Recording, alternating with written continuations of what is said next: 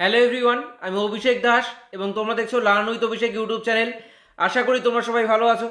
এবছর আইটিআই এবং পলিটেকনিক দুটো কোর্সে ভর্তি হবার ক্ষেত্রেই অফিসিয়াল নোটিফিকেশনের একটি পয়েন্টে পরিষ্কার বলা হয়েছে মেরিট স্কোর কীভাবে ক্যালকুলেট করা হবে।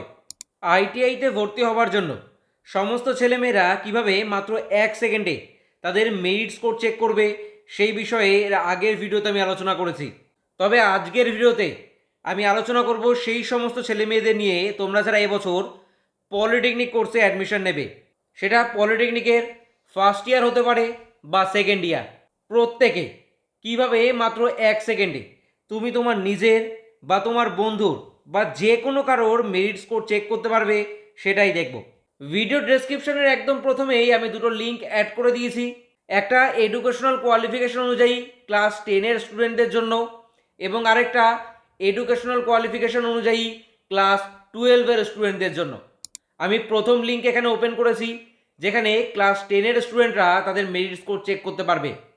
প্রথমেই এখানে টোটাল মার্কস মাধ্যমিকে 700-র মধ্যে কত পেয়েছো সেটা তুমি এন্টার করবে। এক্ষেত্রে আমি 550 এন্টার করছি। এরপর ম্যাথমেটিক্সে 100-র মধ্যে কত পেয়েছো সেটা এন্টার করবে। আমি এখানে 90 উদাহরণ হিসাবে এন্টার করলাম।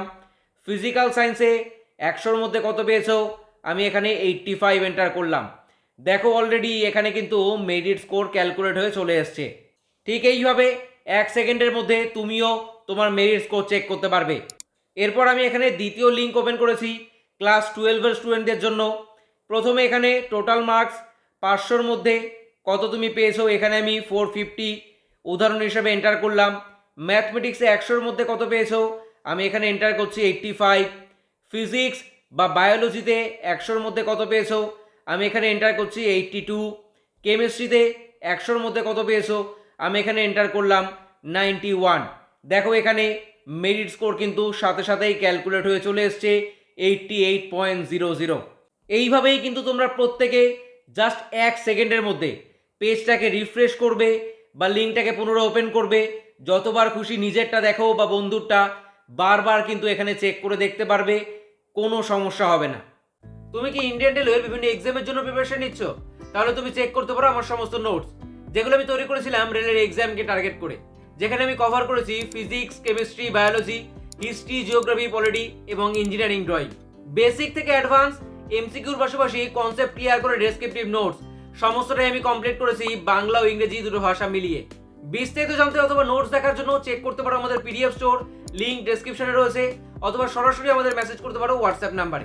আশা করি ভিডিওতে পুরো বিষয়টা ক্লিয়ার হয়েছে। তাহলে আজকের ভিডিওতে এ পর্যন্তই। তোমাদের সাথে দেখা হচ্ছে পরবর্তী ভিডিওতে নতুন কোনো আপডেট নিয়ে। ভালো থেকো, সুস্থ থেকো। Best of luck all of you guys. Thank you.